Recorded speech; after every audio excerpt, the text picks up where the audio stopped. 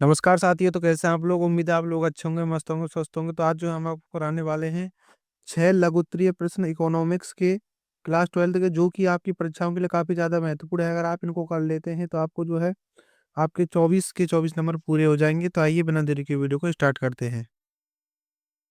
तो अब हमारा पहला प्रश्न है, औसत लागत यानी कि एवरेज कॉस्ट और सीमांत लागत यानी कि मिनिमम कॉस्ट से आप क्या समझते हैं? इन वक्रों के बीच आपसी संबंध को बताइए। तो सबसे पहले आता है औसत लागत। तो औसत लागत क्या होती है? यह उत्पादन की कुल लागत को कुल उत्पादन से विभाजित करके निकाली जाती है। यह किसी वस्तु की प्रति इकाई लागत को दर्शाती है। औसत लागत उत्पादन स्तर के संबंध में कुल इकाई लागत पर असर डालती है। यानी कि औसत लागत जो है, कुल लागत को कुल उत्पादन उत्पादन से जो है विभाजित करके यानी कि भाग दे के निकाली जाती है। यह किसी भी वस्तु की प्रति इकाई लागत को दर्शाती है। और औसत लागत में जो है उत्पादन स्तर के संबंध में कुल इकाई लागत पर असर डालती है। नेक्स्ट आता है कि सीमांत लागत क्या होती है? तो सीमांत लागत में यह किसी उत्पाद की एक अतिरिक्त इकाई के उत्पादन के लिए जरूरी लागत होती है। सीमांत लागत उत्पादन के एक निश्चित स्तर पर कुल लागत वक्र के ढाल को दर्शाती है। तो सीमांत लागत जो है किसी भी उत्पाद की एक अतिरिक्त इकाई के उत्पादन के लिए जरूरी लागत होती है। और ये लागत जो है उत्पादन के एक निश्चित स्तर पर कुल लागत वक्र को के ढाल को दर्शाती है। अब आता है कि औसत लागत और सीमांत लागत के बीच संबंध। तो जब औसत लागत बढ़ती है तो इसका मतलब है कि सीमांत लागत औसत लागत से ज़्यादा होती है। यानी कि औसत लागत जब बढ़ती है तो इसका मतलब ये होता है कि औसत लागत जो है सीमांत लागत से जो है ज़्यादा होती है। नेक्स्ट पॉइंट आता है, जब औसत लागत घटी है तो इसका मतलब है कि सीमांत लागत औसत लागत से कम है। यानी कि जब औसत लागत घटती है तो सीमांत लागत जो है औसत लागत से फिर भी कम होती है। और जब बढ़ती है तो तब भी जो है ये कम ही होती है, यानी कि औसत लागत से ज़्यादा होती है। और ये जो है औसत लागत से कम होती है। अब हमारा नेक्स्ट प्रश्न है इसी में कि जब सीमांत लागत में कोई बदलाव नहीं होता तो औसत लागत के बराबर होती है। तो जब सीमांत लागत में कोई भी बदलाव नहीं होता हो तो ये जो है औसत लागत के बराबर होती है। और सी औसत लागत वक्र की शून्य प्रवणता का मतलब है कि लागत अपने न्यूनतम स्तर पर पहुंच गई है। तो जब भी लागत का जो वक्र जो है शून्य प्रवणता पर होता है तब इसका मतलब होता है कि लागत जो है अपने न्यूनतम स्तर पर पहुंच गई है। और न्यूनतम स्तर पर औसत लागत सीमांत लागत के बराबर होती है। जब न्यूनतम स्तर होता है तब जो है औसत लागत जो है सीमांत लागत के बराबर होती है। तो इन प्रश्नों का जो उत्तर है आपको लगभग 100 से 150 शब्दों में हो देना होता है, तभी जाके जो है आपको 6 नंबर मिलते हैं। तो अब हमारा नेक्स्ट प्रश्न आता है कि मांग की कीमत लोच से क्या तात्पर्य है? इसको प्रभावित करने वाले कारकों की व्याख्या कीजिए। तो मांग की कीमत लोच जितनी अधिक होगी, कीमत में होने वाले बदलावों के प्रति मात्रा की मांग यानी मांग की मात्रा उतनी ही अधिक प्रतिक्रियाशील होगी। यदि मांग की कीमत लोच 1 से अधिक है तो वस्तु को लोचदार मांग वाला कहा जाता है। मांग पूरी तरह लोचदार होती है जब कीमत बढ़ने पर मांग की मात्रा शून्य हो जाती है। तो कीमत लोच क्या होती है, यानी मांग की कीमत लोच क्या होती है कि मांग की कीमत लोच जितनी अधिक होगी, कीमत में होने वाले बदलावों के प्रति मांग की मात्रा उतनी ही अधिक होगी और प्रतिक्रियाशील होगी। और यदि मांग की कीमत लोच 1 से अधिक है तो वस्तु को लोचदार मांग वाला कहा जाता है। और मांग पूरी तरह से लोचदार होती है और जब कीमत बढ़ने पर मांग की मात्रा शून्य हो जाती है। अब आते हैं कि मांग की कीमत लोच को प्रभावित करने वाले कारक निम्नलिखित हैं, जिनमें पहला है विकल्प की उपलब्धता। तो अगर किसी वस्तु के कई विकल्प बाजार में उपलब्ध हों तो उसकी मांग लोच होती है। और दूसरा है वस्तु की प्रकृति। अगर कोई वस्तु जरूरी है तो उपभोक्ता उसे महंगी भी खरीदने को तैयार होता है। यानी कि वस्तु की प्रकृति यानी कि जब भी कोई वस्तु यानी बहुत ज्यादा जरूरी होती है, जैसे कि दवाएं यानी कि शरीर को स्वास्थ्य पहुंचाने वाली दवाएं, तो व्यक्ति जो है उन्हें खरीदने के लिए जो है महंगी कीमत भी देने के लिए तैयार हो जाता है। दूसरा पॉइंट आता है, तीसरा आता है समय अवधि। तो दीर्घकाल में वस्तुओं की मांग ज्यादा लोचदार होती है। तो जब दीर्घकाल होता है तो वस्तुओं की मांग जो है ज्यादा लोचदार हो जाती है। और नेक्स्ट पॉइंट आता है वस्तु के कई उपयोग। यानी कि अगर किसी वस्तु का इस्तेमाल कई कामों में किया जा सकता है तो उसकी मांग ज़्यादा लोचदार होती है। तो जब किसी भी वस्तु का जो है इस्तेमाल कई सारे कामों में किया जाता है तो उसकी मांग जो है लोचदार ज़्यादा होती है।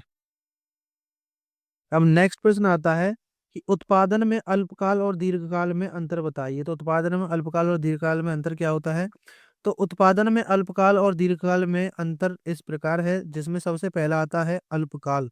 तो अल्पकाल में उत्पादन प्रक्रिया में कम से कम एक निश्चित इनपुट फैक्टर होता है। अल्पकाल में उत्पादन के कुछ कारकों की उपलब्धता से एक फर्म की उत्पादन क्रिया बाधित होती है। यानी कि अल्पकाल में उत्पादन प्रक्रिया में कम से कम एक निश्चित इनपुट फैक्टर होता है, यानी कि उत्पादक होता है। अल्पकाल में उत्पादन के कुछ कारकों की उपलब्धता से एक फर्म की उत्पादन प्रक्रिया जो है बाधित होती है। और अल्पकाल में उत्पादन का एक तत्व निश्चित करना होता है और भिन्न नहीं हो सकता। अल्पकाल में उत्पादन को बढ़ाया या घटाया जा सकता है। अ, अल्पकाल में उत्पादन फलन परिवर्तनशील का नियम है। अब नेक्स्ट आता है इसी में दीर्घकाल क्या है? तो दीर्घकाल में सभी इनपुट परिवर्तनशील होते हैं, यानी कि उत्पादक। और दीर्घकाल में उत्पादन के किसी भी तत्व को बदलने अथवा भिन्न करने करने से उत्पादन के भिन्न विभिन्न स्तरों का उत्पादन किया जा सकता है। दीर्घकाल में उत्पादन निश्चित तत्वों से स्वतंत्र होता है और पूरी तरह से परिवर्तनीय तत्वों पर निर्भर होता है। दीर्घकाल में उत्पादन फलन पैमाने के प्रतिफल का नियम है। अब नेक्स्ट आता है राष्ट्रीय आय की अवधारणा की व्याख्या कीजिए। राष्ट्रीय आय की अवधारणा की व्याख्या कीजिए। तो राष्ट्रीय आय किसी देश के सभी निवासियों द्वारा एक साल में अर्जित कुल साधन आय का योग है। यह किसी देश के पूंजीगत साधनों के विशुद्ध जोड़ और उत्पादन व्यवस्था से अंतिम उपभोक्ता के हाथों में जाने वाली वस्तुओं का योग है। राष्ट्रीय आय में सार्वजनिक और निजी दोनों क्षेत्र शामिल होते हैं। तो राष्ट्रीय आय में जो है एक साल में जितनी अर्जित कुल आय होती है उसका जो है योग यानी कि जोड़ होता है और किसी भी देश के पूंजीगत साधनों के विशुद्ध जोड़ और उत्पादन व्यवस्था से अंतिम उपभोग के हाथों में जाने वाली वस्तुओं का योग है। और राष्ट्रीय आय में सार्वजनिक और निजी क्षेत्र दोनों होते हैं। और इसमें बाल काटने से लेकर आवास, चिकित्सा देखभाल से लेकर राष्ट्रीय रक्षा तक सब कुछ शामिल है। तो राष्ट्रीय आय में जो है बाल काटने से लेकर आवास, चिकित्सा देखभाल से लेकर राष्ट्रीय रक्षा तक सब कुछ इसमें शामिल होता है। और राष्ट्रीय आय को आमतौर पर सकल घरेलू उत्पाद यानी कि जीडीपी के नाम से भी जाना जाता है। और राष्ट्रीय आय की गणना बहुत महत्वपूर्ण है क्योंकि यह उस विशेष वर्ग के लिए हमारी अर्थव्यवस्था के समग्र स्वास्थ्य को दर्शाती है। और राष्ट्रीय आय का मूल उद्देश्य कुल उत्पादन और आय पर प्रकाश डालना और सरकार को अपनी नीति कार्यक्रम तैयार करने के लिए उधार प्रदान करना है। भारत में राष्ट्रीय आय की गणना केंद्रीय सांख्यिकी संगठन करता है। तो भारत में जो राष्ट्रीय आय की गणना जो है केंद्रीय सांख्यिकी संगठन करता है। अब हमारा नेक्स्ट प्रश्न आता है कि प्राथमिक घाटे से आप क्या समझते हैं? तो प्राथमिक घाटा किसी देश के आर्थिक स्वास्थ्य के सबसे अहम संकेतकों में से एक है। यह सरकार के राजस्व और खर्च के बीच के अंतर को मापता है। तो इसमें ये सबसे इम्पोर्टेंट लाइन है जो कि मैंने रेड कलर में रखी है। इसमें यानी कि प्राथमिक घाटे से क्या आप क्या समझते हैं? तो प्राथमिक घाटा क्या होता है कि यह सरकार के राजस्व और खर्च के बीच के अंतर को मापता है। और जब सरकार अपने द्वारा लिए गए धन से ज़्यादा खर्च करती है, तो प्राथमिक घाटा होता है। तो सरकार जो है अपने द्वारा लिए गए धन से ज़्यादा खर्च कर देती है, तो प्राथमिक घाटा होता है। और प्राथमिक घाटे की गणना इस तरह से की जाती है, यानी कि इसका एक सूत्र होता है जिसमें प्राथमिक घाटा बराबर होता है राजकोषीय घाटा माइनस ब्याज भुगतान। अब हमारा नेक्स्ट प्रश्न आता है मुद्रा की पूर्ति को परिभाषित कीजिए। तो किसी देश की अर्थव्यवस्था में किसी खास समय पर मौजूद कुल धनराशि को मुद्रा आपूर्ति कहते हैं। इसमें नकदी, सिक्के और बैंक खाते में जमा रकम शामिल होती है। मुद्रा आपूर्ति को अर्थव्यवस्था की वित्तीय रक्त आपूर्ति कहा जाता है। मुद्रा आपूर्ति को मापने के लिए M1, M2, M3 और M4 जैसे पैमाने का इस्तेमाल किया जाता है। तो अब हम समझते हैं कि M1, M2, M3, M4 क्या होता है। तो M1 सबसे पहले आता है M1, इसमें प्रचलन में मौजूद सभी नकदी और सिक्के शामिल होते हैं, इसे संकीर्ण धन भी कहा जाता है। तो M1 जो होता है इसमें जो है सभी नकदी और सिक्के शामिल होते हैं और इसे जो है संकीर्ण धन भी कहा जाता है।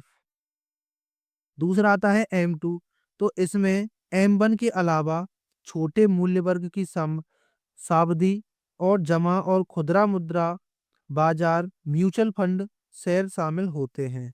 तो M2 में जो है M1 के अलावा यानी कि M1 में जो नकदी और सिक्के शामिल होते हैं, वो तो इसमें शामिल होते ही हैं, बल्कि उसके अलावा जो है छोटे मूल्य वर्ग की सावधि, जमा और खुदरा मुद्रा बाजार, म्यूचुअल फंड, शेयर शामिल भी होते हैं।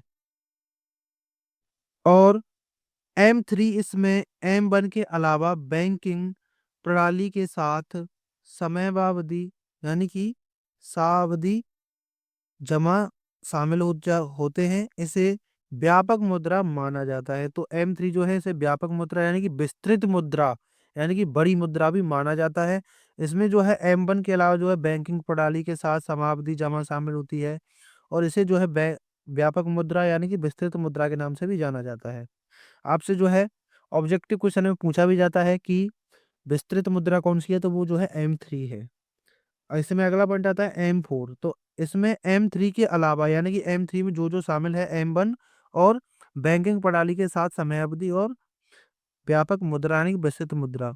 तो डाकघर बचत बैंकों में सभी जमा राशि शामिल होती है। तो डाकघर बचत बैंकों में जो सभी जमा राशि शामिल होती है, ये भी जो है M4 में शामिल होता है।